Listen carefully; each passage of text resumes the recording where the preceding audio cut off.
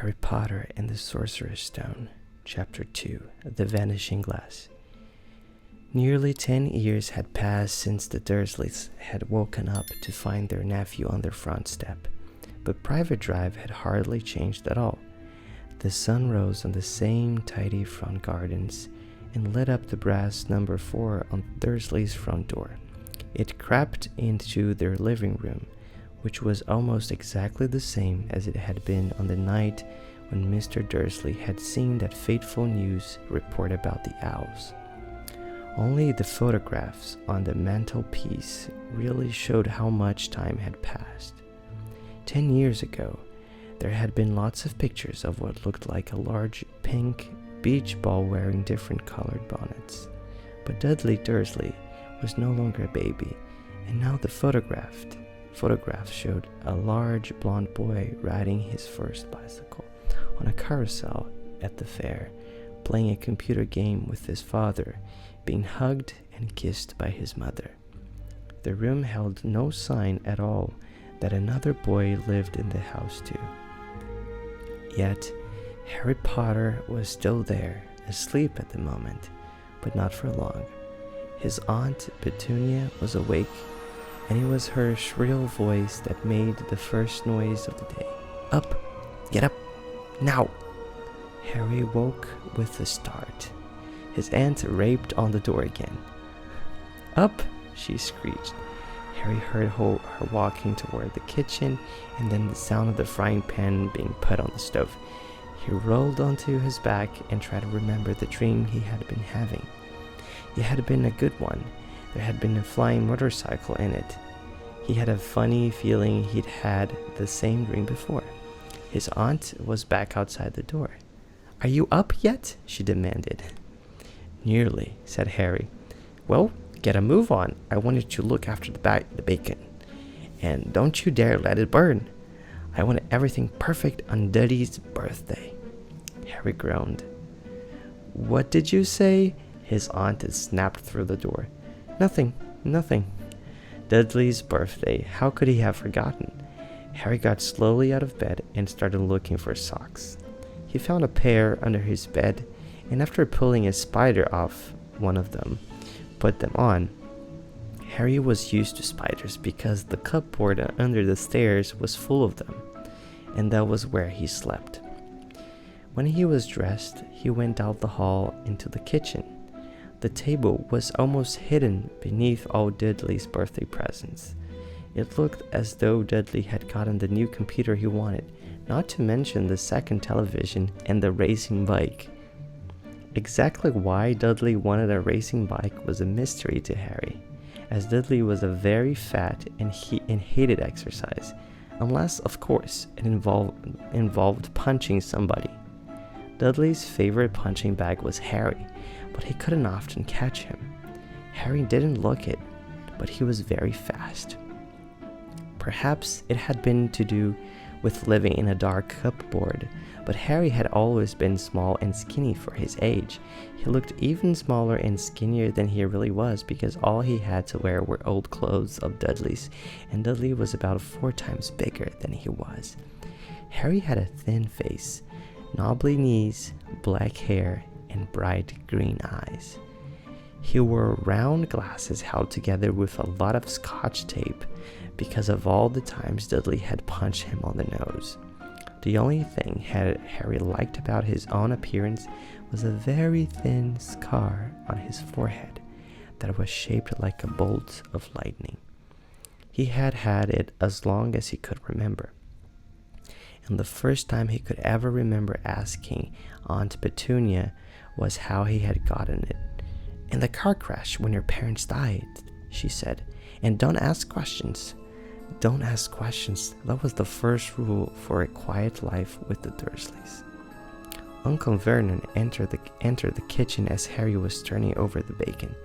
"Comb your hair," he barked by way of a morning greeting. About once a week, Uncle Vernon looked over the top of his newspaper and shouted that Harry needed a haircut.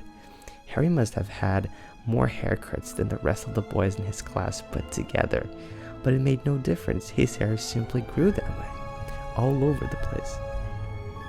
Harry was frying eggs by the time Dudley arrived in the kitchen with his mother. Dudley looked a lot like Uncle Vernon.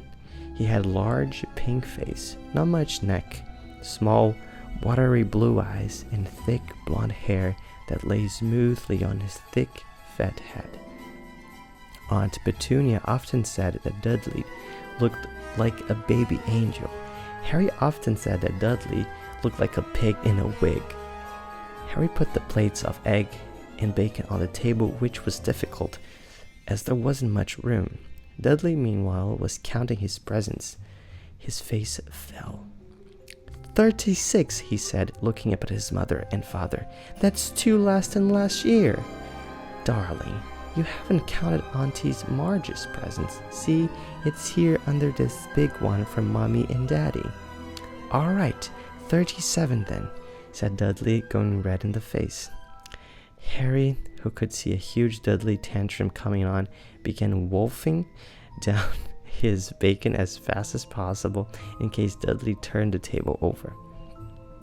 Aunt Petunia obviously scented danger too, because she said quickly, "And we will buy another 2 presents while we're out today. How's that, Pumpkin? 2 more presents. Is that all right?" Dudley thought for a moment. It looked like hard work. Finally, he said slowly, "So I'll have 39, Sweet Tums," said Aunt Petunia. "Oh," Dudley sat down heavily and grabbed the nearest parcel. "All right then." Uncle Vernon chuckled. "Little Tyke wants his money's worth, just like his father. Attaboy, Dudley." He ruffled Dudley's hair. At that moment, the telephone rang, and Aunt Petunia went to answer it, while Harry and Uncle Vernon watched Dudley unwrap the racing bike, a video camera, a remote control airplane, 16 new computer games, and a VCR. He was ripping the paper off a gold wristwatch when Aunt Petunia came back from the telephone looking both angry and worried. "Bad news, Vernon," she said. "Mrs. Figg's broken her leg. She can't take him." She jerked her head in Harry's direction. Dudley's mouth fell open in horror, but Harry's heart gave a leap. Every year on Dudley's birthday, his parents took him and a friend out for the day to Adventures Park, a hamburger restaurant, or the movies. Every year, Harry was left behind with Mrs. Figg, a mad old lady who lived 2 streets away. Harry hated it there. The whole house smelled of cabbage, and Mrs. Figg made him look at photographs of all the cats she'd ever owned. "Now what?" said Aunt Petunia, looking furiously at Harry as though he'd planned it. Harry knew he ought to feel sorry that Mrs. Figg had broken her leg, but it wasn't easy when he reminded himself it would be a whole year before he had to look at Tibbles, Snowy, Mr. Pons, and Tufty again. "We could phone Marge," Uncle Vernon suggested. "Don't be silly, Vernon. She hates the boy."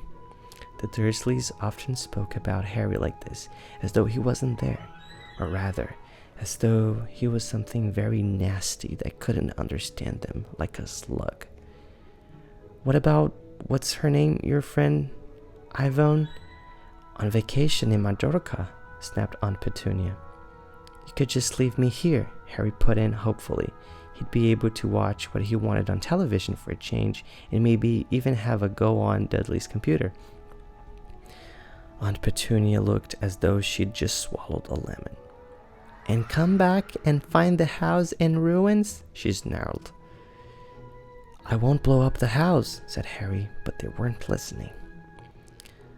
"I suppose we could take him to the zoo," said Aunt Petunia slowly, "and leave him in the car." "That car's new. He's not sitting in it alone." Dudley began to cry loudly. In fact, he wasn't really crying. It had been years since he'd really cried. But he knew that if he screwed up his face and wailed, his mother would give him anything he wanted.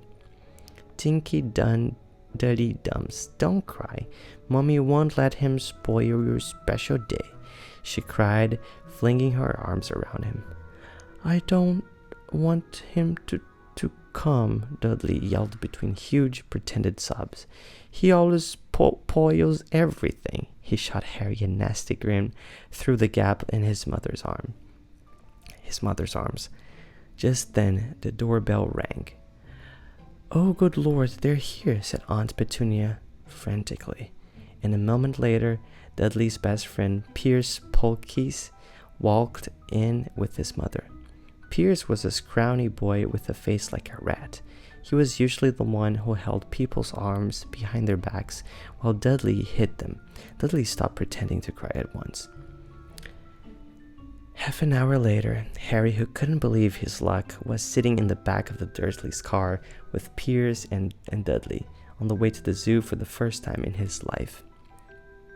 His uncle and aunt hadn't been able to think of anything else to do with him, but before they'd left, Uncle Vernon had taken Harry aside. "I'm warning you," he said, putting his large purple face right up close to Harry's. "I'm warning you now, boy. Any funny business, anything at all, and you will be in that cupboard from now until Christmas." "I'm not going anywhere," said Harry. Honestly, but Uncle Vernon didn't believe him. No one ever did. The problem was, strange things often happened around Harry, and it was just no good telling the Dursleys he didn't make them happen. Once, Aunt Petunia, tired of Harry coming back from the barber's looking as though he hadn't been at all, had taken a pair of kitchen scissors and cut his hair so short he was almost bald except for his bangs, which she left to hide that horrible scar. Dudley had left himself silly at Harry, who spent a sleepless night imagining school the next day, where he was already laughed at for his baggy clothes and taped glasses. Next morning, however, he had gotten up to find his hair exactly as it had been before Aunt Petunia had sheared it off. He had been given a week in his cupboard for this, even though he had tried to explain that he couldn't explain how it had grown back so quickly. Another time, Aunt Petunia had been trying to force him into a revolting old sweater of Dudley's, brown with orange puffballs. The harder she tried to pull it over his head, the smaller it seemed to become, until finally it might have fitted a hand puppet, but certainly wouldn't fit Harry. Aunt Petunia had decided it must have shrunk in the wash, and to his great relief, Harry wasn't punished. On the other hand, he had gotten into terrible trouble for being found on the roof of the school kitchens. Dudley's gang had been chasing him as usual, when, as much to Harry's surprise as anyone else's, there he was sitting on the chimney. The Dursleys had received a very angry letter from Harry's headmistress, telling them Harry had been climbing up school buildings. But all he'd tried to do, as he shouted at Uncle Vernon through the locked door of his cupboard, was jump behind the big trash cans outside the kitchen doors.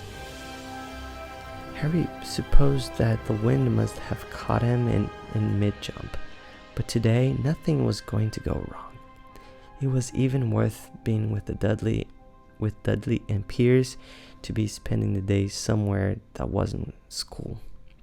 His cupboard or Mrs. Figg's cabbage-smelling living room. While he drove, Uncle Vernon complained to Aunt Petunia. He liked to complain about things. People at work, Harry, the consul, Harry, the bank, and Harry were just a few of his favorite subjects. This morning, it was motorcycles. Roaring along like maniacs, the young hoodlums, he said as the motorcycle overtook them. "I had a dream about a motorcycle," said Harry, remembering suddenly. "It was flying." Uncle Vernon crashed into the car in front. He turned right around in his seat and yelled at Harry, his face like a gigantic beet with a mustache.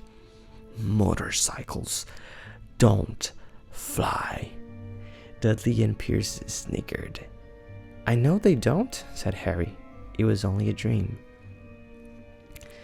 But he wished he hadn't said anything. If there was one thing that Dursleys hated even more than his asking questions, it was his talking about anything acting in a way it shouldn't. no matter if it was in a dream or even a cartoon. They seemed to think he might get dangerous ideas. It was a very sunny Saturday and the zoo was crowded with families. The Dursleys bought Dudley and Pierce large chocolate ice creams at the entrance, and then, because the smiling lady in the van had asked Harry what he wanted before they could hurry him away, they bought him a cheap lemon ice pop. It wasn't bad either, Harry thought, licking it as though they watched the gorilla scratching its head, who looked remarkably like Dudley, except that he wasn't blonde. Harry had the best morning he'd had in a long time. He was careful to walk a little way apart from the Dursleys so that Dudley and Pierce, who were starting to get bored with the animals by lunchtime, wouldn't fall back on their favorite hobby of hitting him. They ate in the zoo restaurant, and when Dudley had a tantrum because his Knickerbocker glory didn't have enough ice cream on top, Uncle Vernon bought him another one, and Harry was allowed to finish the first. Harry felt afterward that he should have known it was all too good to last. After lunch, they went to the reptile house. It was cool and dark in there. With lit windows all along the walls, behind the glass all sorts of lizards and snakes were crawling and slithering over bits of wood and stone. Dudley and Pierce wanted to see huge, poisonous cobras and thick, man-crushing pythons. Dudley quickly found the largest snake in the place. It could have wrapped its body twice around Uncle Vernon's car and crushed it into a trash can. But at the moment, it didn't look in the mood. In fact, it was fast asleep. Dudley stood with his nose pressed against the glasses, staring at the glistening brown coils. "Make it move," he whined at his father. Uncle Vernon tapped on the glass, but the snake didn't budge. "Do it again," Dudley ordered. Uncle Vernon raped the glass smartly with his knuckles, but the snake just snoozed on. "This is boring," Dudley moaned. He shuffled away. Harry moved in front of the tank and looked intently at the snake. He wouldn't have been surprised if it had died of boredom itself. No company except stupid people drumming their fingers on the glass trying to disturb it all day long. It was worse than having a cupboard as a bedroom, where the only visitor was Aunt Petunia hammering on the door to wake you up. At least, he got to visit the rest of the house. The snake suddenly opened its beady eyes. Slowly, very slowly, it raised its head, until its eyes were on a level with Harry's. It winked. Harry stared, then he looked quickly around to see if anyone was watching. They weren't. He looked back at the snake and winked, too. The snake jerked his head toward Uncle Vernon's and Dudley, then raised its eyes to the ceiling. It gave Harry a look that said quite plainly, "I get that all the time." "I know," Harry murmured through the glass, though he wasn't sure the snake could hear him. "It must be really annoying." The snake nodded vigorously. "Where do you come from anyway?" Harry asked. The snake jabbed its tail at a little sign next to the glass. Harry peered at it. "Boa constrictor, Brazil." Was it nice there? The boa constrictor jabbed its tail at the sign again, and Harry read on. This specimen was bred in the zoo. "Oh, I see. So you've never been to Brazil?"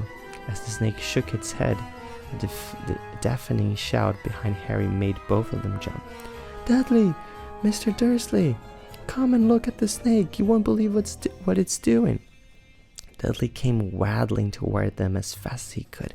"Out of the way, you!" he said, punching Harry in the ribs. Caught by surprise, Harry fell hard on the concrete floor. What came next happened so fast, no one saw how it happened. 1 second, Pierce and Dudley were leaning right up close to the glass. The next, they had leapt back with howls of horror. Harry sat up and gasped. The glass front of the boa constrictor's tank had vanished. The great snake was uncoiling itself rapidly, slithering out onto the floor. People throughout the reptile house screamed and started running for the exits. As the snake slid swiftly past him, Harry could have sworn a low, hissing voice said, "Prestille, here I come, thanks, amigo." But the keeper of the reptile house was in shock. "But the glass," he kept saying, "where did the glass go?" The zoo director himself made Aunt Petunia a cup of strong sweet tea while he apologized over and over again. Piers and Dudley could only gibber. As far as Harry had seen, the snake hadn't done anything except snap playfully at their heels as it passed, but by the time they were all back in Uncle Vernon's car, Dudley was telling them how it had nearly bitten off his leg while Piers was swearing it had tried to squeeze him to death. But worst of all, for Harry at least, was Piers calming down enough to say, "Harry was talking to it, weren't you, Harry?" Uncle Vernon waited until Piers was safely out of the house before starting on Harry. He was so angry he could hardly speak. He managed to say, "Go. Cupboard. Stay. No meals," before he collapsed into a chair and Aunt Petunia had to turn and get him a large brandy. Harry lay in his dark cupboard much later, wishing he had a watch. He didn't know what time it was, and he couldn't be sure the Dursleys were asleep yet. Until they were, he couldn't risk sneaking to the kitchen for some food.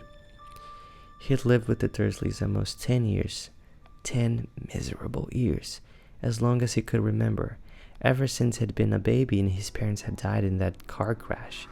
He couldn't remember being in the car when his parents had died. Sometimes, when he strained his memory during long hours in his cupboard, he came up with a strange vision.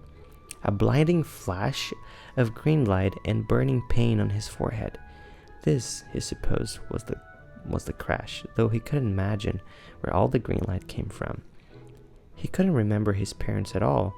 His aunt and uncle never spoke about them, and of course he was forbidden to ask questions. There were no photographs of them in the house. When he had been younger, Harry had dreamed of some unknown relation coming to take him away, but it had never happened. The Dursleys were his only family. Yet, somehow he thought, or maybe hoped, that strangers in the street seemed to know him. Very strange strangers they were too. A tiny woman in a violet top that had bowed to him once while out shopping with Aunt Petunia and Dudley. After asking Harry furiously if he knew the man, Aunt Petunia had rushed them out of the shop without buying anything. A wild-looking old woman dressed all in green had waved merrily at him once on a bus. A bald man in a very long purple coat had actually shaken his hand in the street the other day and then walked away without a word. The weirdest thing about all those people was the way they seemed to vanish the second Harry tried to get a closer look. At school, Harry had no choice. Everybody knew that Dudley's gang hated that odd Harry Potter in his baggy old clothes and broken glasses, and nobody liked to disagree with Dudley's gang.